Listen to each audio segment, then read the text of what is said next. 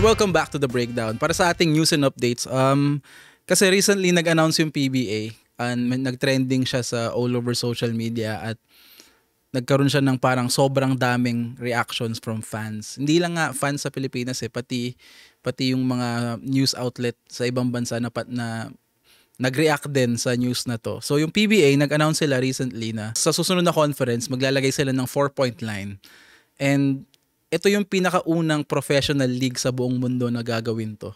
I mean, ginagawa siya dun sa mga liga ni Ice Cube na Big 3, pero hindi naman yun like professional league na 5-on-5 So, parang medyo questionable, lalo na sa side ng mga fans, kasi feeling ng mga fans is napakadami pang pwedeng ayusin sa PBA. Pero ang naisip na lang solusyon is maglagay ng 4-point line. And so obviously maraming hate, maraming disagree, maraming mga napakamot yung ulo sa desisyon na to. Parang hindi daw masyadong pinag-isipan. And yung isang nabasa ko pa dun sa mga articles is that sabi ni Mr. Al Francis Chua, may iwasan daw yung team na mag-zone kaya sila naglagay ng 4-point line. And obviously, nakita ko na sa mga comments, syempre, ang opinion ng mga tao ron is kung zone defense lang pala yung problema mo, bakit di ka maglagay ng 3 seconds violation? So, yun yung isa.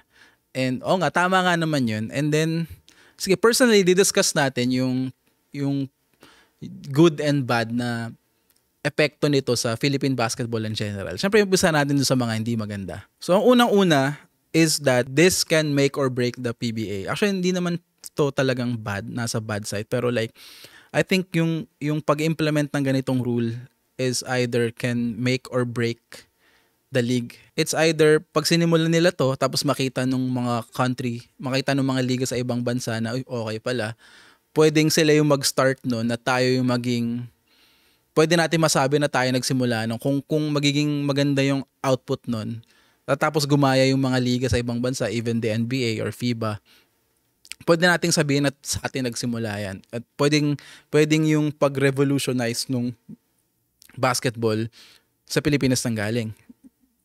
And ang di naman maganda doon, ang isa naman downside nun is kapag hindi siya nag-workout, hindi siya nag-pan out, magmumukha tayong laughing stock sa buong mundo dahil sa pag ginagawa nating parang celebrity game or parang ginagawa nating charity game or all-star game yung professional league natin na questionable talaga siya. And then ang downside din nun is that masyado tayong lumalayo sa FIBA rules, di ba? Matagal nang nagiging discussion yan sa all over social media, even yung mga mga namamahala sa Philippine basketball na every time na magpapadala tayo ng mga players sa international competition kagaya ng FIBA, lagi tayong nag-a-adjust kasi yung rules natin sa PBA is super different from FIBA rules. Ngayon, part din yun siguro kung bakit hindi tayo nananalo or kung bakit nahihirapan tayo mag-adapt sa international game dahil nga iba yung rules sa PBA. Parang isipin mo, tama nga naman kung isipin mo, yung nakasanayan mong rules, yun yung nakasanayan mo growing up at yun yung nilalaro mo araw-araw. Tapos sasali ka sa isang sobrang laking tournament.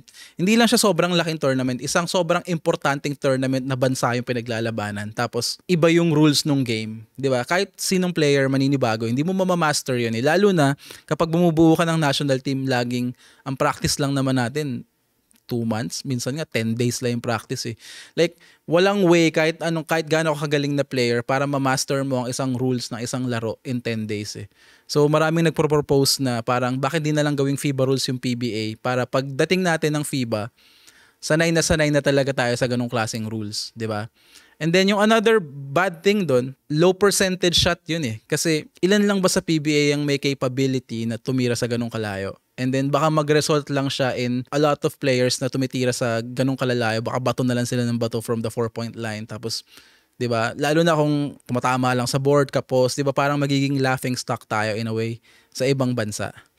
Pero at the same time, to be fair sa rule na 'yon, meron siyang pwedeng maging magandang idulot sa Philippine basketball in general. Una-una, magsa-start mag-practice ng outside shooting itong mga players natin So, isipin mo, tayo sa international competition, hindi tayo known to be great shooters. Hindi natin strength yun. Pero sinasabi ng maraming countries, maraming sports experts or basketball analysts na tayo as a country na hindi tayo mga athletic and then hindi tayo matatangkad, ang dapat strength ng Philippine basketball ay speed and shooting. Pero sadly, hindi tayo mga shooters eh.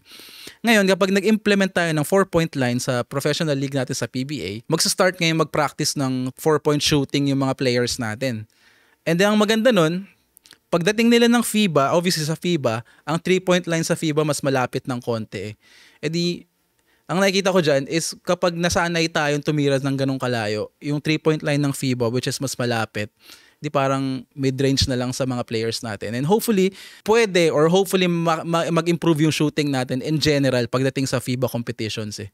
And then yung isang good doon is that kapag naging maganda yung output nito, yun nga, kagaya ng sabi ko kanina, pwedeng tayo yung mag-start ng innovation ng basketball sa buong mundo eh. Kasi kapag nakita ng ibang bansa yan, lalo na ngayon na binabalita nila sa mga news outlets sa ibang bansa yung paglagay ng 4-point line ng PBA, kapag naging maganda yung output niyan, may chance na parang gumaya dyan yung mga ibang bansa. And then hopefully, NBA or yung FIBA, edi maganda yun para sa Pilipinas. Pwede nating sabihin na tayo yung nagsimula nun. So personal opinion ko naman sa rule na yan. Para sa akin, bilang isang matagal ng fan ng Philippine basketball or isang sumusubaybay sa Philippine basketball in general, napakadami pang pwedeng ayusin sa liga na hinihiling ng mga tao.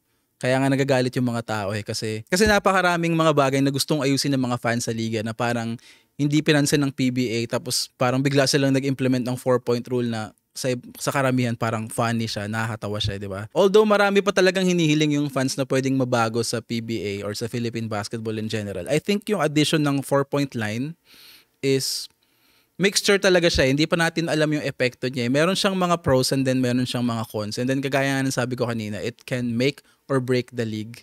So I guess ang gagawin na lang natin is hintayin natin kung ano yung magiging resulta nung pagdagdag nung gantong bagong rule kasi first time talaga to eh. Walang ibang ligang gumagawa nito sa buong mundo. Tayo pa lang eh. So, tignan natin yung magiging result nito. And hopefully, nasa good pa rin siya kasi yun yung kailangan eh. Parang sinasabi nga ng mga fans eh, nawawalan na ng gana yung tao sa PBA. Wala nang nanonood sa mga arena. Puro bashing na lang sa social media. Kailangan ng gumalaw ng PBA. Kailangan na nilang may gawin para bumalik yung pagmamahal ng mga tao sa kanila eh. Kasi at this very moment talagang puro hate na lang eh. Nakakalungkot na yung basketball sa country natin parang religion. Pero pag pinanood mo yung pro league natin, halos wala nang nanonood. Hindi katulad ng dati. So, yun, hopefully, maganda yung maidulot nito and then hihintayin natin yung magiging epekto nito sa liga and then sa Philippine basketball in general. So, yeah, yan lang muna para sa ating news and updates. And then mamaya meron tayong special guest. Isa siya sa mga pioneers or sa mga OGs ng basketball photography dito sa Toronto. Mamaya abangan natin yung kwento niya. Kasama ko mamaya si Relly Serino. Pagbabalik ng The Breakdown.